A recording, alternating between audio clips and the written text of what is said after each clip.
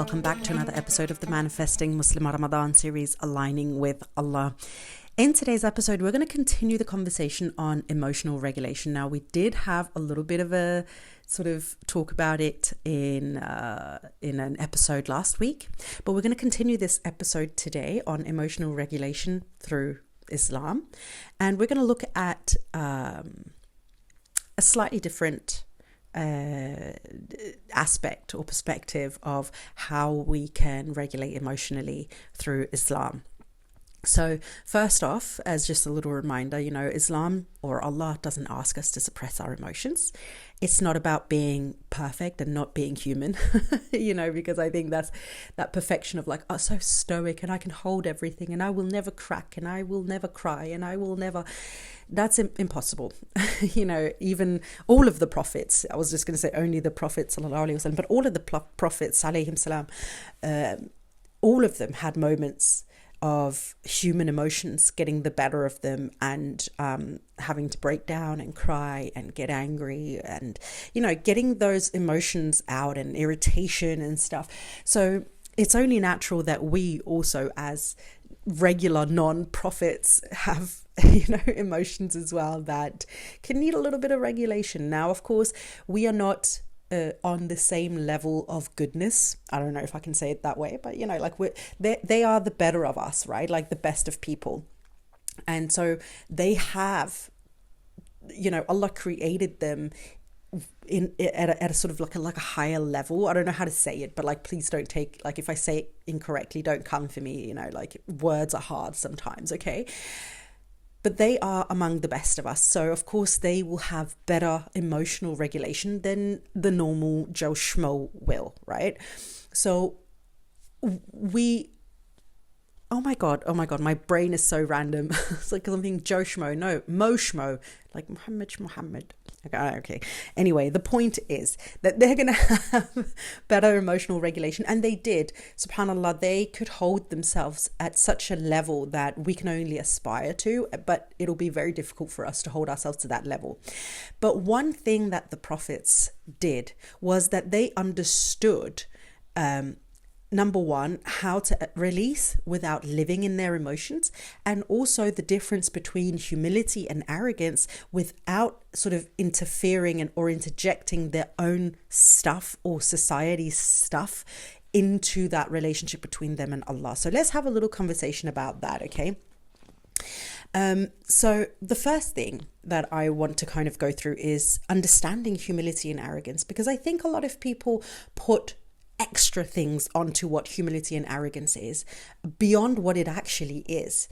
Meaning, for instance, when it comes to humility, this is something that, if you've been following me for some time over on TikTok, you'll see perhaps sometimes I'll get comments from people talking about, oh, you need to be more humble. How dare you make these jokes? Because I make a lot of those memes or whatever they're called, little TikTok jokes around what it can feel like going into a dua and using the trending sounds and so on and so forth, and having little laughs about, the human struggle of going into a dua and so on and so forth. And on a regular basis, I will get comments from people being like, oh, you need to be humble, astaghfirullah, you can't make jokes about this and stuff. And I think that's the issue, is that a lot of people take humility and they extend it to a level that it's not necessarily meant to be at. And to the point where you can't have fun with Allah. Astaghfirullah, why can't we have fun with our Lord? Allah has a beautiful sense of humor. Otherwise, he wouldn't have been able to create humor, right, within everyone. And he loves when his servants are laughing and are happy. So why shouldn't we have a laugh and enjoy ourselves? Unless, of course, we make jokes on behalf of Allah or the angels or the prophets. But usually that's not what I see. I see people making jokes about themselves and the struggles of being Muslims that can be very relatable to other people. But the point is that sometimes this understanding of humility, or the misunderstanding, I should rather say, around humility and what humility is can feel very restricting all of a sudden. And so we don't feel like we can approach Allah with a level of sincerity anymore because we need to be humble. So we can't just say what we want to say. We can't have a laugh with Allah when we want to have a laugh. We can't basically have our emotions in front of Allah because humility has to be the first thing. When in reality, humility means understanding your place, understanding Allah's position in front of you, so that when you come into the dua, you understand that you're not coming for a transaction. You're not coming telling Allah what to give you and what to do for you. You're coming because you understand that your rescue, your happiness, your success, your health, wealth, everything is in His hands rather than your own. That is humility, coming to the dua with an understanding of Allah and your position in front of Allah as asking the creator of universes, rather than I can never be sincere with Allah around how I feel because Allah doesn't like me being honest with Him, because somehow now that is not humility, or like that's not humble of me. So understanding what is actual humility, so that we don't end up censoring ourselves to the point where we now lack sincerity and authenticity when we are approaching Allah, especially in our du'as, but also in the salah, in our dhikr, just throughout our everyday lives, right? Same can be said about arrogance, right?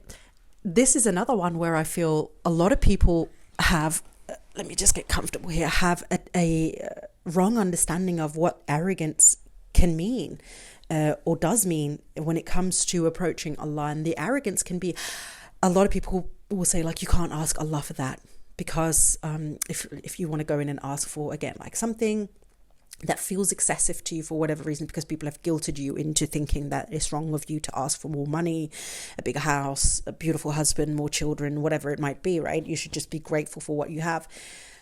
No, that's not arrogant of you. That's beautiful. It shows your trust in Allah. It shows your faith in Allah. It shows your understanding of His bounty and His desire to give to His servants and reward them in this dunya and akhirah.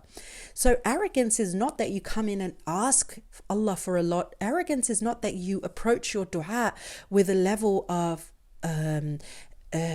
calmness or sincerity and understanding, like that closeness with Allah and thinking of Allah as your friend. Arrogance would rather be that you think that you can come into the dua not understanding that you're talking to your master, and you're coming in almost, giving out orders. I'm deserving of this. I am entitled to this. You have to give me this. That's arrogance. Coming and saying, I would like to ask for more. Like if it's written for me and you want to give me and you think I've done good, yeah, give me more, right? That's one thing. And another thing is to say, you have to give me more because you're promising you'll answer every dua and it has to come at this time. And why hasn't it come? Especially the kind of duas. And I think this is one thing, and it may be a little bit triggering to some of you, and that's okay. It's allowed to be. If it's not triggering, it's not going to move you necessarily, because it needs to touch something in you that maybe can be a little uncomfortable to hear. Arrogance can be coming into the dua when a dua hasn't been answered yet and feeling entitled to get an answer. Why? And I do see this quite a lot. But why can't Allah just let me know why? Why can't Allah just give it to me? It's so easy for Allah to do it. So why hasn't He just given it to me? That's arrogance. I understand where it can come from, but it's arrogant of you to think that He owes you an answer. He doesn't. You just have to trust that He has a good reason why. So arrogance is not necessarily that you come and you ask for things and you have a close relationship with Allah and that, you can have honest communications and relations with Him. It's rather your mindset as well as you coming into it and not understanding, I was going to say the hierarchy, but I guess that is what it is, understanding who you're talking to and how you're asking. Am I asking from a place of, that place of humility of knowing my place and Allah's position and, who I'm asking and such? Or am I coming in from a perspective of like, you have to give me because I've asked and it's delayed or it hasn't come yet. So now I'm going to be angry with you because it hasn't come and I feel like I'm entitled to an answer why. Or you have to give me a different, like I need to see the response and I need to have the validation or I need to have whatever else it might be. Okay. So understanding those things are very, very important for us as Muslims because it can help us regulate from an emotional perspective still. Humility and arrogance are things that are thrown out so much, especially when we're talking to other people, of like, you're not humble enough, you're too arrogant, things like that. And it can be used to shame us. And if we don't understand what it means, we might be tempted to just believe what we're being told. And as a result, we end up, as I said, kind of bottlenecking ourselves into only having one emotion or only coming to Allah in one way, or with, censoring ourselves to the point where we're no longer sincere with Allah. And that's not the point. We need to be able to be sincere with Allah. We need to have emotional awareness around what's going on within ourselves and understanding where it's coming from, regulating with ourselves and with Allah, and that makes the relationship between us and Allah so much more beautiful because now there's a level of safety with Allah. I don't have to hide myself. I don't have to be untrue to myself. Allah accepts me for who I am. Okay. Which actually is a beautiful place to stop this episode, because what we need to talk about tomorrow, actually now we'll continue the conversation into the safety aspect before we can surrender. So I'm actually going to leave you here a little bit on a cliffhanger. I'm sorry, sis, but I will continue in tomorrow's episode, and let's continue talking about this level of safety and the feelings of safety and how we can get ourselves to that place of safety with Allah subhanahu wa ta'ala. And how that also really reflects or affects our relationship with Him subhanahu wa ta'ala. Okay, my darling, thank you so much for joining me for another episode. I will see you inshallah in tomorrow's episode. But until then, my darling friend, please don't forget to live in love.